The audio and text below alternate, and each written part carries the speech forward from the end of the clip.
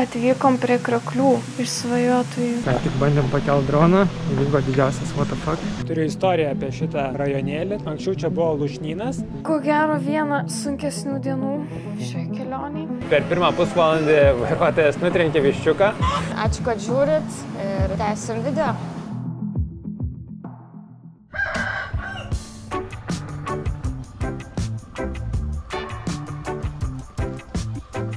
Tai va, atvykom per 4 valandas, 3,5. Aišku, vėlavo vairuotojas 40 minučių, bet jau esam netoli Krioklio. Dabar einam pažiūrėti panoramos, o po to leisimės nuo jo. Kainavo žmogui 20 000 panorama, kas yra apie €30. Geras oras. Turėtų būti graži panorama.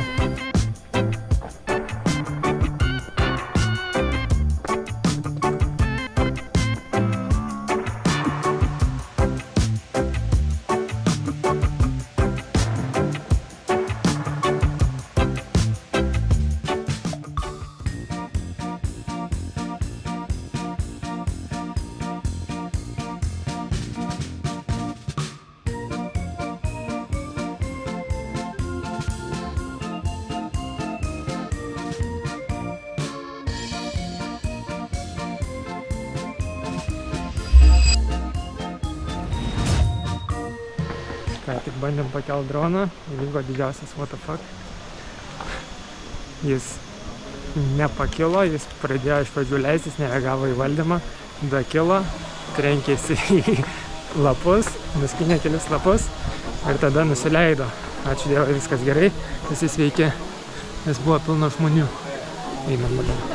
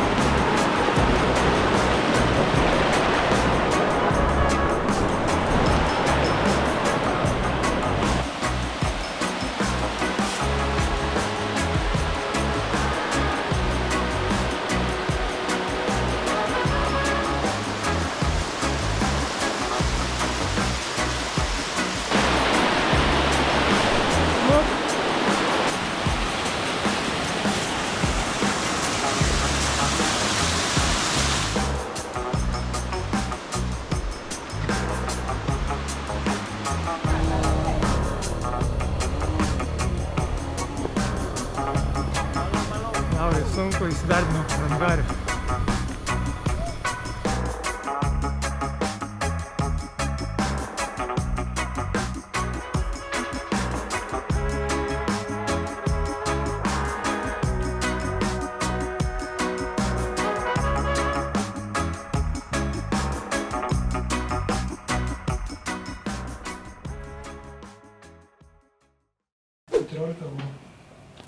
Kambarys 14 eurų. Deliuks kambarys. Deliuks kambarys. Aš į kainą neįeinu. Rokas į kainą neįeina. Paprastas kambariukas. Bet tvarkingas pagaliau. Ne taip kaip kažkur buvo. Bet pirma aptarimas. Trumpas. Ko gero viena sunkesnių dienų šiai kelioniai. Tau? Man nelabai sėkminga. Kažkaip anksti ryte išvažiavom. Dar tas, kad laukiam vairuotojo 40 minučių, kur galėjom tiesiog tuo metu pamiegoti. Jau trečias vairuotojas, trečias važiavimas su vairuotoju ir visus kartus vėlavo. Pirmą kartą kokią 10 minučių, antras vairuotojas 20 minučių ir dabar 40 minučių vėlavo. Grebas mane vėluoja. Tai išvažiavom. Kažkaip tas toks važiavimas labai taip tampos, atrodo, nebuvo kondicionieriaus, kuris vėsintų tą orą, ten filtrai iš vis nekeisti, tie kvapai tokie. Dulkės ten visiškai. Vingiuota. Ir taip negera buvo, aš nežinau, kiek kartų galvojau, kad aš apsivemsiu. Jau, fotkinas.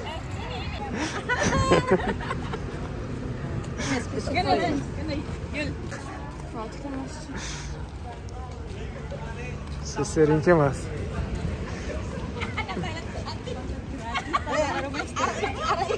Tada atvykom prie Krioklių iš svajotojų. Nuėjom, tai ką, reik droną pakelt. Kažkaip paėmėm, kad iš Roko rankos, nes ten labai kažkaip negaudė tų satelitų. Šiaip netaip sugaudėm. Pradėjau kelt ir keliu droną į viršų, bet kai Rokas paleido, jis ne tai, kad kiltų, bet jis pakilo, bet jisai labai kažkaip... Žemyn pradėjo leistis. Jo, bet jisai į priekį paskrido, tada labai greit žemė, tada pagal video matos, kad gimbalas nusileido tiesiog kameros, kur čia net techniškai net neįmanoma, ant kokius aš laikiau tuos svirteles, kaip taip nusileisti, ir tada jis pradėjo kilt. Jokie sensoriai apsauginiai niekas neveikė, jisai pradėjo iš šonus ten kažką ir galiausiai į medį, bet aš jau tiesiog galvojau, gerai, jau čia paskutinis patepimas, jau drono nebebus, bet tiesiog mintis buvo, kad ačiū Dievui, kad niekam nieko nebūtų, nes dronas buvo visiškai nevaldomas. Medžiuose skraidžia. Pradėjus kerta lapus, ten, ta prasme, aš jau galvojau viskas, jis tiesiog atsitrenks į tas šakas ir nukris. O žmonių ten koks 15 aplinkui dar. Taip pakraupinau, man toks šokas buvo, nes niekad nėra tai buvę.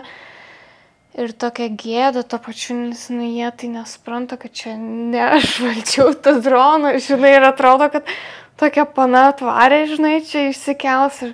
Bet tiesiog, pirmas toks atvejis, kad iškelt ir jisai visiškai buvo nekontroliuojamas. Tai baisiai, tai mes kol nuėjome kitų Krioklių, aš dar šoke buvau. Tai ten pasižiūrėjom, šiaip gražus Krioklys, tada Rokas galvojo kelt FPV. Jo, galvojom kelt, bet nekokia patirtis su dronais buvo ir satelitų visiškai negaudė, nes ten duobė tokia. Tada krapnuot pradėjo, jau kaip ir viską pasiruošė kelt, bet nesugaudė satelitų, tada negalės dronas grįžti atgal, jeigu pasiklys. Tai nusprendėm, kad visgi nekelsime. Jo, gal nereik čia tų problemų, bet tiesiog toks išskirtinis Krioklys ir neturėtų drono, bet yra, kur kapoja lapus ir krenta lapai kadras, tai dar gyvesnis. Tai va dar apie kainas, tai įvažiuojant į Tempuk savų waterfallus kainavo 5000 rupijų, kas yra apie 30 centų, tada parkingas kainavo dar 10 000, kas yra 70 centų, tada praėjimas iki viewpointo kainavo kiekvienam po 20 000, tai čia euras koks 30 ir tada nusileidus į pačią apačią, kad prieit prie krioklio, ten dar turėjom susimokėti po 50 000, kas yra po 6 mažiau, ne? Po 3 eurus, iš viso 6 eurus, tai va. Tokios kainos norint nuvažiuoti ir dar pasiėmėm visai dienai vairuotoją, pasirodo, nuo 6 ryto tik atvėlavo, bet kaina buvo 50 eurų, šiaip kitų 60, 70, 80. Tai tiek kol kas keliavom valgyti, nes šiandien tik valgėm 5:30 vaisius ir dabar yra 3:30. Nu tai realiai 10 valandų nevalgėm.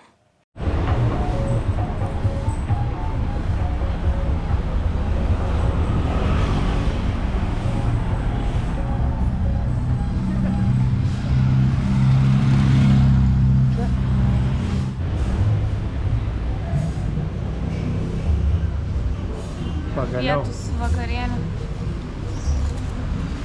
Pusveikiai. Viskas viename. Nasi goreng seafoodas ir pas tave nasi goreng kažkoks kitoks. Java.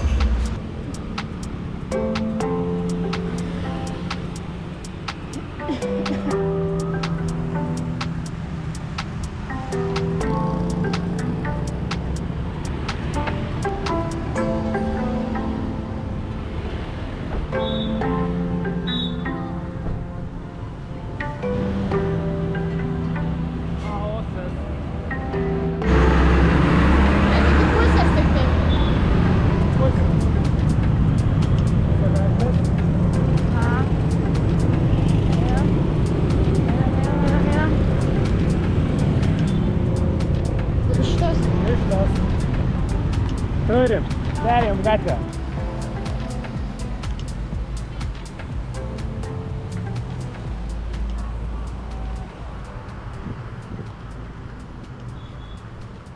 Ir man labai juokingi, kai vairuotojas mūsų privažiavo, ten išleidomas aikštelį, tada privažiavo, atidarė langą, sako, okei.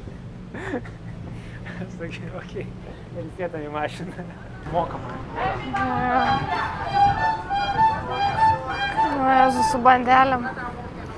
Čia vat spalvoti stogai.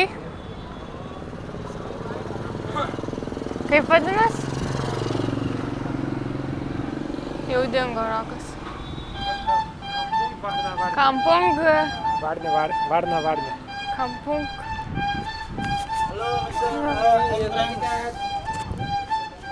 Čia tipo įėjimas.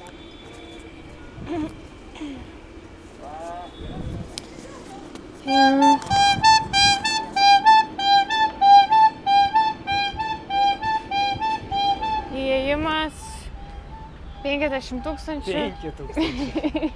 Įėjimas 5030 centų. 5000 rupijų. Taip. Europiniais 30 centų, lietuviškais 1 litras. Labai liuks.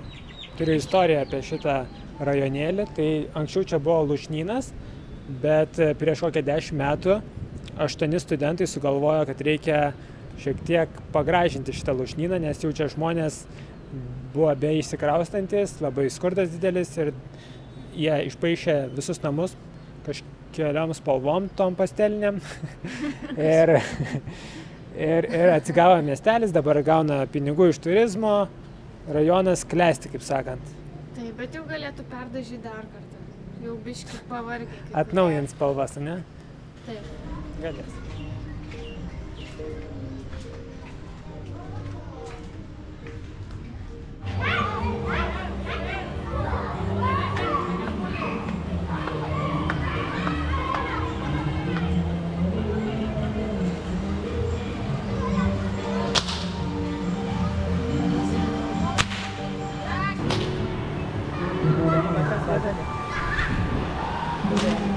Čia nenoriu eiti.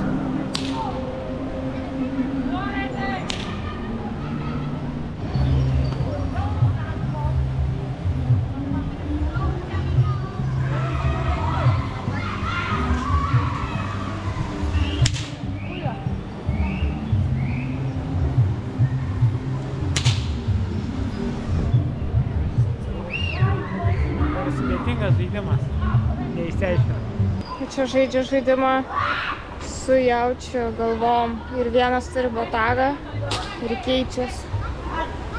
Tada pažaidžia, iššoko į upę, nuneša srovę, vėl išlipa. Su Roku nusprendėm, kad primena Braziliją, ne? Bet ne tik mes, bet čia ir inspiruota buvo kažkiek iš Brazilijos favelų. Nes ten irgi lūšnynai ir spalvoti vietomis. Bandom pereit gatvę atgal.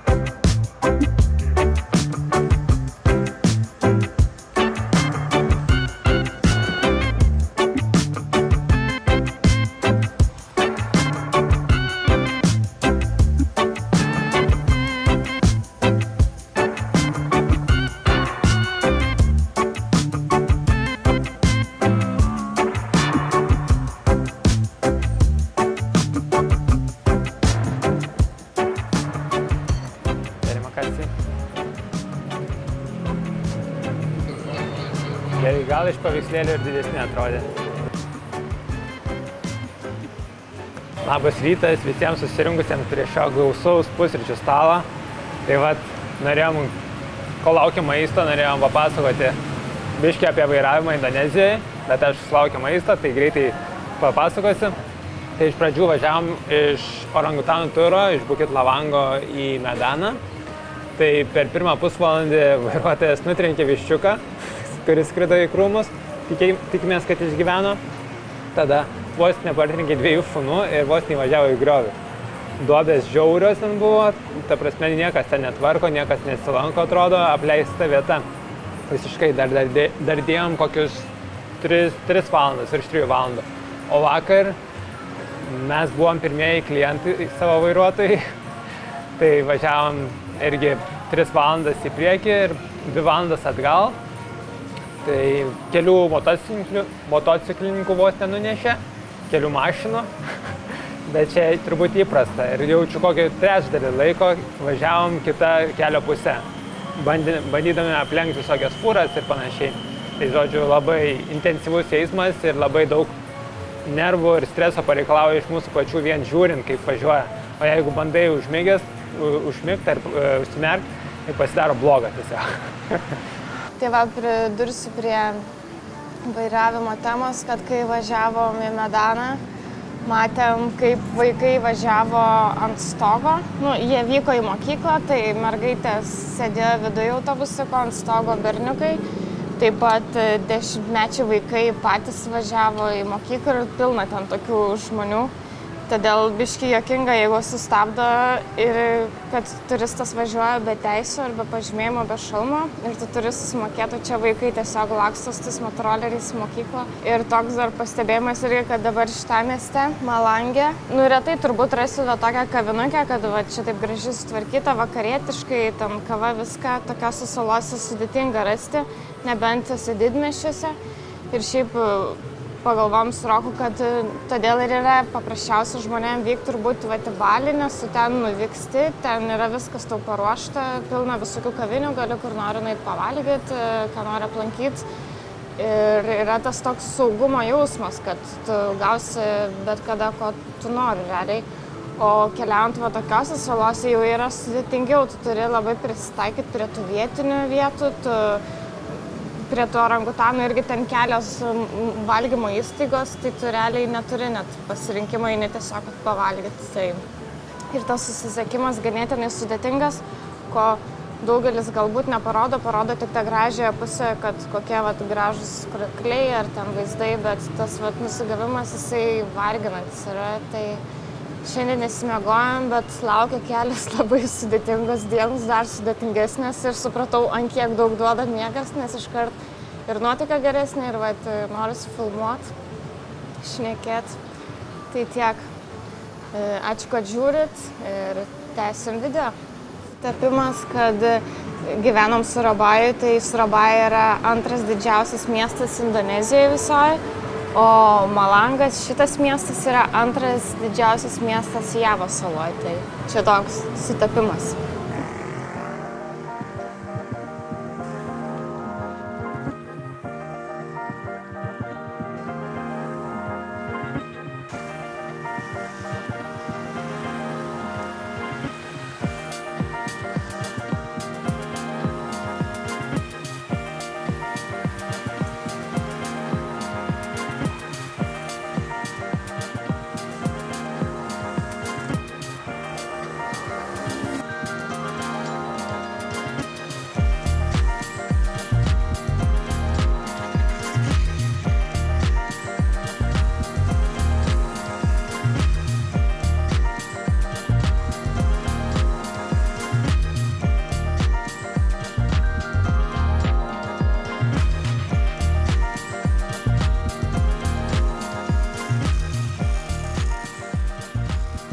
Paliekam, tikiuos, neapsivemsiu.